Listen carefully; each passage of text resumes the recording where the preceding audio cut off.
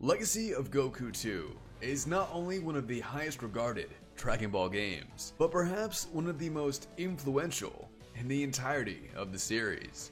But what exactly made this game so special? The Legacy of Goku 2 launched on the Game Boy Advance in June of 2003, just over a year after the release of its predecessor, with critics and fans unanimously agreeing it was a massive improvement in almost every conceivable way, to the point where you would have no idea this was made by the same devs or even part of the same trilogy, if of course it wasn't for the name.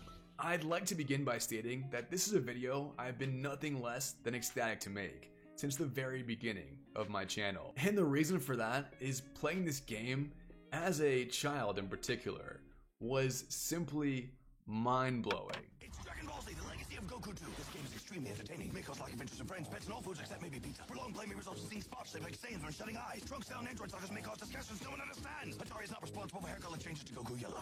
The Legacy of Goku 2 for Nintendo Game Boy Advance, rated everyone. Now, there is zero doubt that despite being a Game Boy Advance exclusive, this entry was groundbreaking, to say the least. But looking at it in retrospect, and having a plethora of Dragon Ball games at our very disposal now, I wondered if one of my favorite childhood classics would still hold its weight today. And to answer this question for each of us, I replayed the game 21 years later. And in this video, we'll discuss what massive improvements were made in comparison to its predecessor, if it truly is one of the best Dragon Ball games, if there's anything I dislike about the game today, and of course the ins and outs of it overall. Immediately upon starting my replay, I was greeted with what is to me one of the most iconic video game intros of all time. Yes, it's very simple, but also extremely effective at getting you hyped. One player being the only mode available tells the story of the Trunks through the Cell game sagas, but the story doesn't start off where you'd probably expect, at the Mecha Frieza entrance or even the arrival of the androids. It starts off with a retelling of the history of Trunks, albeit very brief. I absolutely love this, as it cements in the player's mind that we're not in for a cheap fight after fight recap of only Goku's experiences, and sets up the overarching narrative in a great way, providing a clear goal for our newly introduced protagonist, and gives us our first glimpse of what we're in for in regards to the antagonists of the game. For once, this wasn't just Goku's story. That being said, one of the main issues I had with the original game was the only playable character being Goku. However, in the sequel, they far and beyond exceed expectations, not only by delivering the cast we'd hoped for, but by focusing on each of their respective character arcs to more or less an equal extent. Interestingly enough, Goku is now the last to be unlocked, his role being replaced, for the most part, by young Gohan. However, not only is Goku made playable last of the bunch, but he's also unlocked at the tail end of the story. And then, well, he dies, and you can't play as him ever again. But all jokes aside, when you really think about it, Z is, for the most part, Gohan's story. Goku is MIA for a good chunk. Let's break this down. Dead, traveling to Namek, missing on Yardrat, Heart Virus the entirety of the Android arc.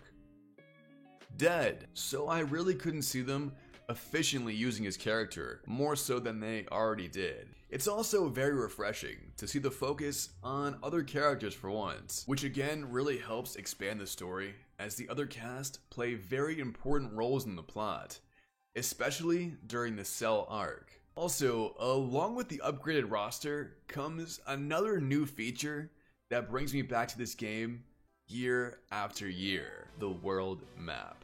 I can't overstate how welcome and refreshing the addition of the world map was to Young 13 and others who played this game as a kid. And it's still something that many DBZ games continue to utilize today, not only with the purpose of getting us to our next objective, but also allowing us to revisit any previous landmark at almost any time. This feature was and still is so important because the ability to fly was one of the things that made them feel so much larger than life for those of us watching. Aside from, of course, Super Saiyan and Kamehameha. Speaking of Kamehamehas, the combat system is also remarkably upgraded. Punches and kicks are much more fluid and can be used rapidly, akin to how you'd expect the Z-Warriors to actually be fighting. In addition, the enemies are relatively responsive to your attacks and strike back with vengeance,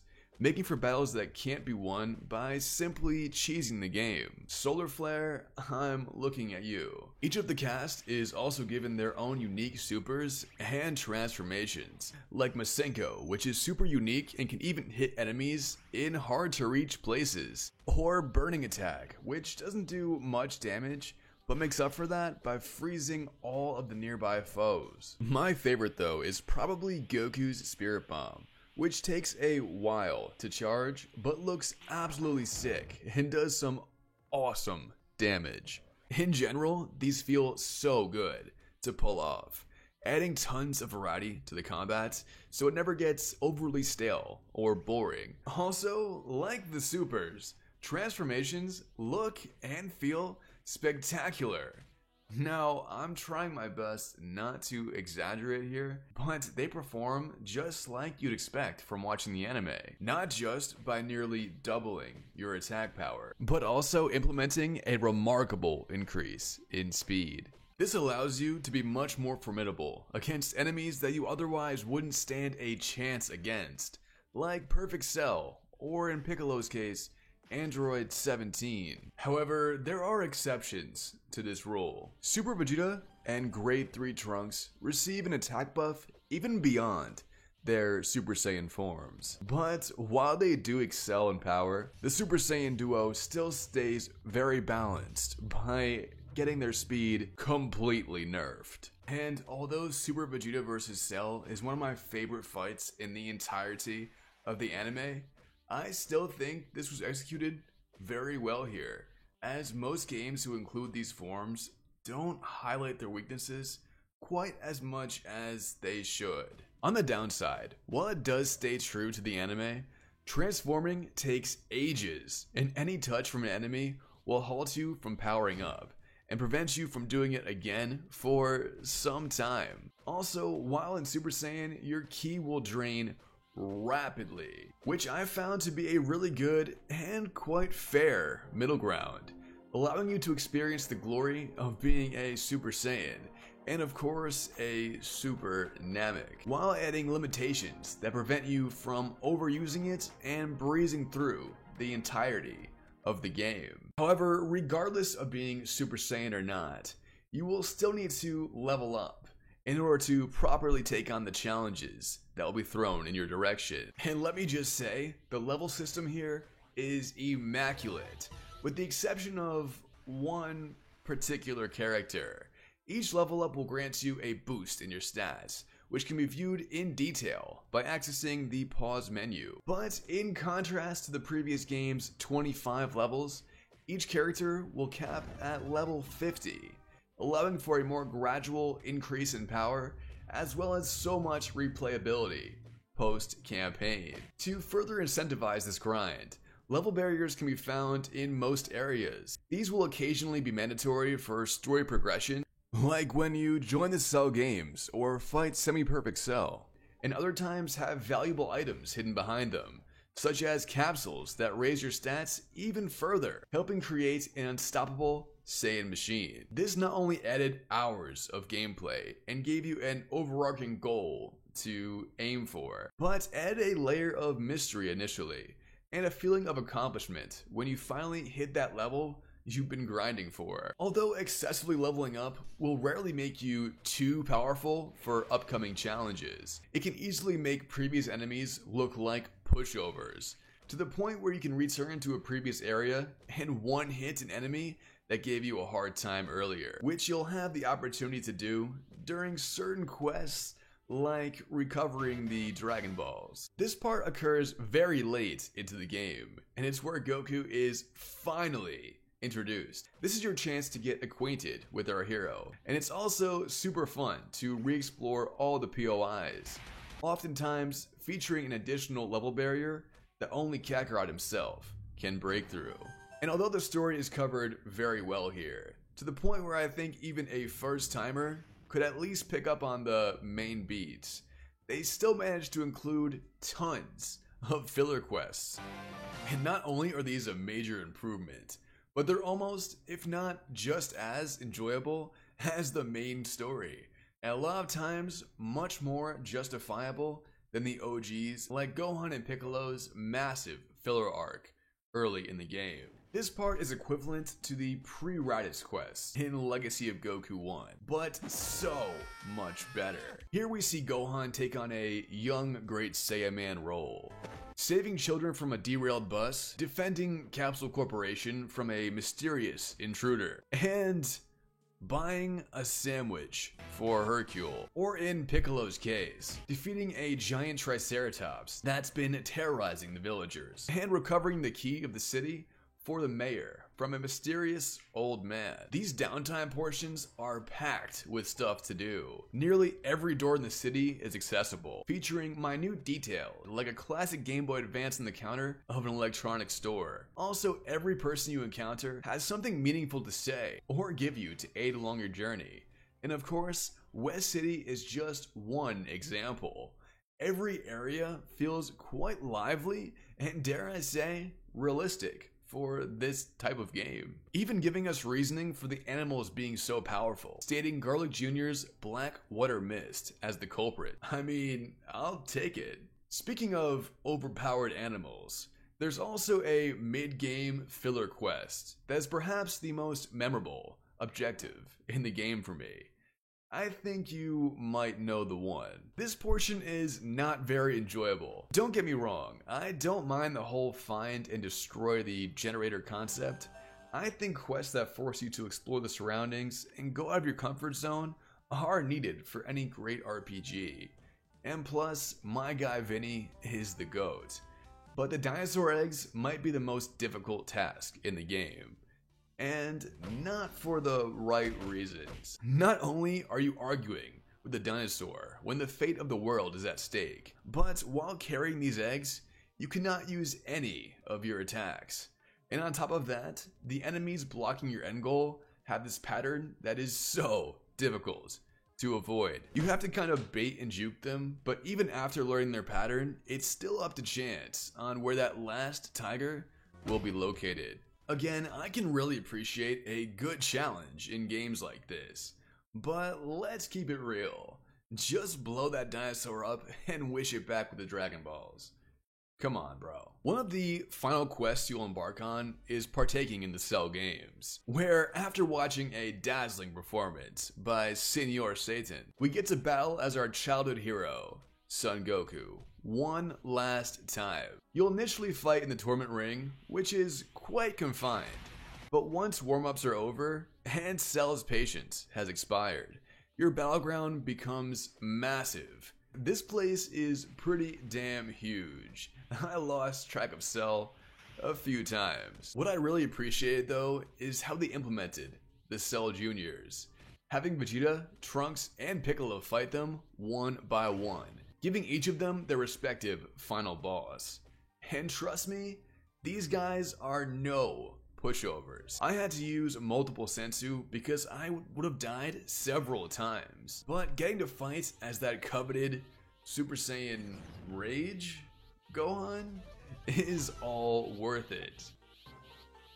Although Dragon Ball may not have the most depth when compared to other shonen, this transformation and fight by proxy is undoubtedly one of the most emotional and impactful in the series. And as far as I'm concerned, they did it justice here. Gohan gets a massive boost in power, and of course, speed. And bro's speed which is almost as crazy as his hair, has him running around at the speed of sound, like he's supersonic or something, decimating Cell with ease, and properly ending, arguably, the best running arc in Dragon Ball history. Well, not exactly.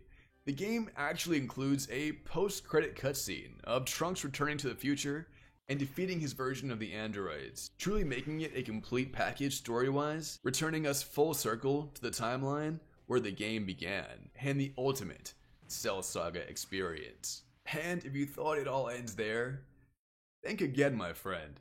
Despite the passing of the title character, Legacy of Goku 2 implements a great deal of post-game content to keep you hooked for hours more. Firstly, you can collect all the golden capsules, which are scattered across each of the areas you visited throughout your playthrough, adding even more reasons to thoroughly explore every nook and cranny of the game.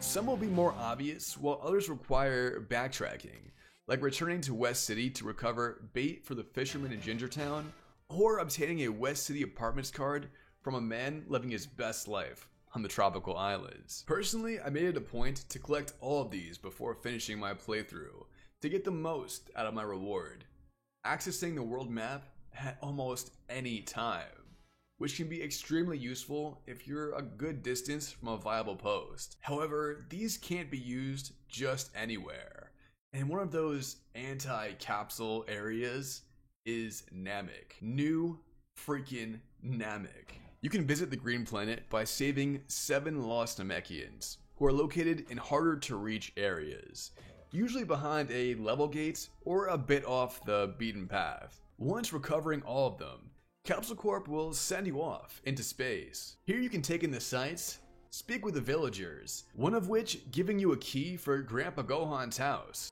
and oh yeah, fight Cooler. Cooler is the real final boss, in my opinion, because the battle was foreshadowed early in the game, and then built up throughout its entirety with the collection of the Namekians. And not only is this man the coolest, but also the most difficult boss, dealing some serious damage with every blow. You have to be extremely careful not to get hit here, especially if you're below level 40 or so. Defeating Cooler will open another door behind him, leading to Piccolo's level 50 gate. I always loved the level 50 gates, because seeing that as a kid, especially at level 15 or so, makes you so anxious to know what's inside, and sets up your overarching and final goal. Now, there's a few ways of doing this efficiently, and I've experimented with each of them.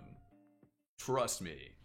But the best, hands down, has to be fighting the Triceratops in the Northern Mountain area.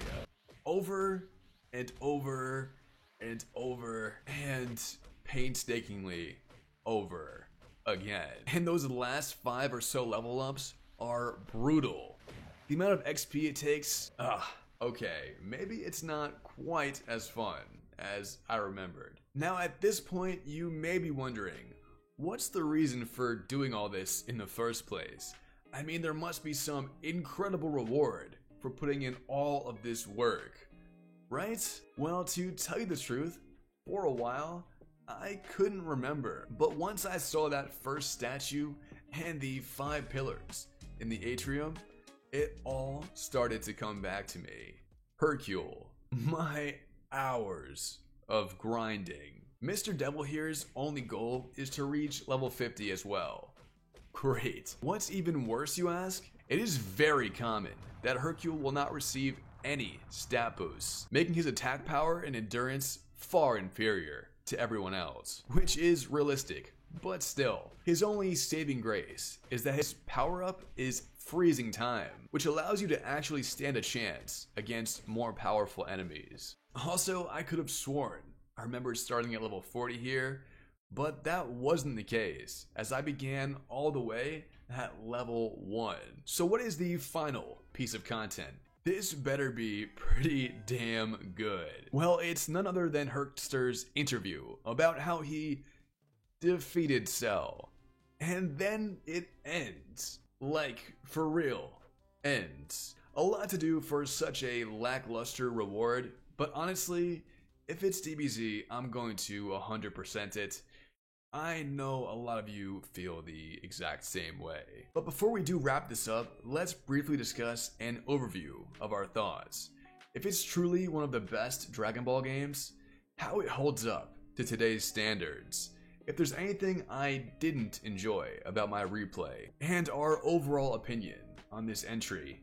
Overall, I found my replay of the Legacy of Goku 2 to be some of the most fun I've had gaming in quite a while, and that's really saying something. I personally found that it holds up very well, especially for a Game Boy Advance game. The graphics look just fine, and the gameplay feels as smooth as ever. Although the game was much less challenging for me now with the experience that I have, and also I found it to be much more tedious than my initial playthrough. It was still enjoyable at all times during, and I was always pumped to jump back into my playthrough every session. I mean, all in all, that's the only real negative experience I had with the game. Don't get me wrong, I'm not here to say this game is flawless, not by any means, but there is something truly special about this game, and dare I say, the entire trilogy, even to an extent, the original. Playing this game sparks a feeling that games today fail to convey, will continue to fail at, and have failed to deliver for the past 15 years or so. And it is really sad that devs can't capture that same passion and love that they once were able to. And that's why, to me, this game and probably the next game in the trilogy are in my top 5 list of best DBZ games of all time. Alright guys, hope you enjoyed this video. If you guys did, please make sure to like it. Leave a comment below on what you guys want to see next, if you enjoyed it, what I could do better. And as always, subscribe. We are so close to our goal of 1,000 subscribers. But yeah, without further ado, I'll see you guys next time. As always, peace.